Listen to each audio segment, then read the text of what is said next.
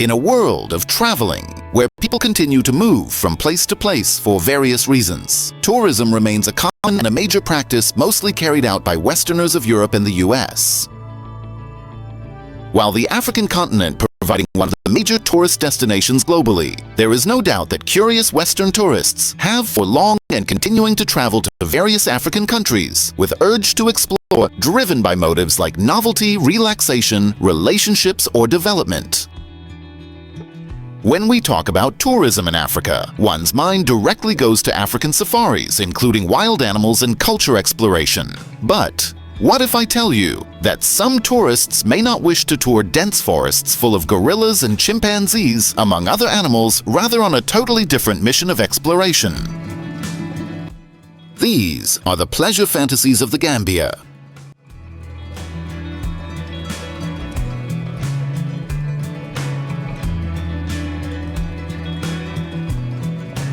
Known as the smiling coast of Africa, the Gambia has a way of making Western tourists feel at home in a way that is non-imaginable. With a number of tourists having a wish of experiencing leisure, adventure, and exoticism, Gambian young, vibrant, mostly men master the art of providing these to a good number of mostly mature European women, and also young women to mature man to a lesser extent. Known locally as bumpsters, also known as beach boys, chanters, or beach hustlers, they are regularly spotted sitting strategically along the Senegambia beach. With a major task of befriending Western tourists for monetary and material gains, plus travel opportunities to the West, the tourists on the other side are ready for love adventures with these young men.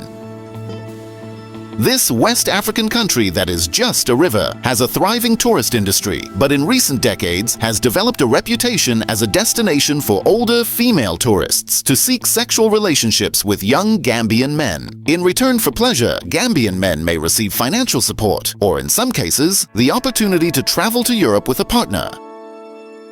Indeed, tourism is the largest industry after agriculture. Tourists can enjoy visiting Kachikali Crocodile Pool, the old colonial village of Janjangbura or Georgetown, the former slave trade post in Albreda and Jufure, along with James Island, which was renamed Kunta Kinte Island, after the Alex Haley's Roots saga book and TV miniseries. Tourists can also carry out bush and beach safaris, take river and fishing trips along the River Gambia, visit the prehistoric Wasu Stone Circle. Foreign tourism in the Gambia provides economic benefits, but also unique challenges. The Gambia is a popular package holiday destination for European tourists, and the tourist industry comprises around 20% of Gambian GDP. On the Gambian coastline, opportunities prevail. Hotel or bar staff, taxi drivers, or security guards gives young men the opportunity to meet a European tourist and forge a relationship which may lead to opportunity for migration. It is visible that the Gambia sees older European women rather than men traveling for transactional sex, as only a few other countries see the typical gender roles of sex tourists reversed. The Gambia features many beautiful beaches, with popular options including the lively Kololi Beach, the family-friendly Kotu Beach, and the tranquil Sanyang Beach, also known as Paradise Beach. Other notable beaches include the serene Bijilo and Brufut, the scenic Cape Point Beach, and the more secluded Gunjur and Kartong for those seeking to escape the crowds. The best time to visit for beach activities is the dry season from November to May.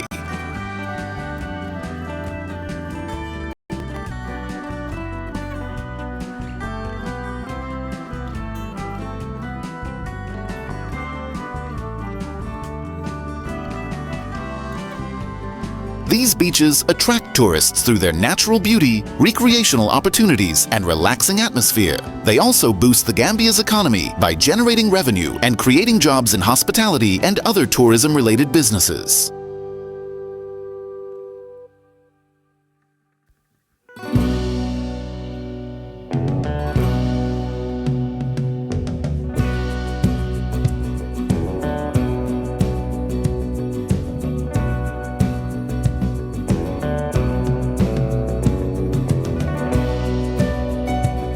Key factors include scenic views, diverse activities like swimming and water sports, and the provision of facilities like restrooms, food services, and clean, well-maintained areas.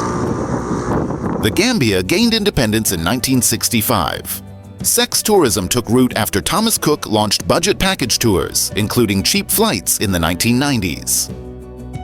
The 1990s launch of budget package tours by companies like Thomas Cook significantly boosted African tourism by making the continent more accessible to a wider range of international travelers through all-inclusive, affordable travel packages.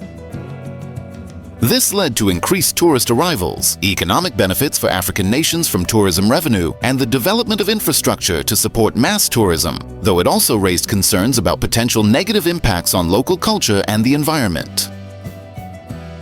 Budget package tours made it possible for more people to afford and undertake trips to Africa, leading to higher visitor numbers.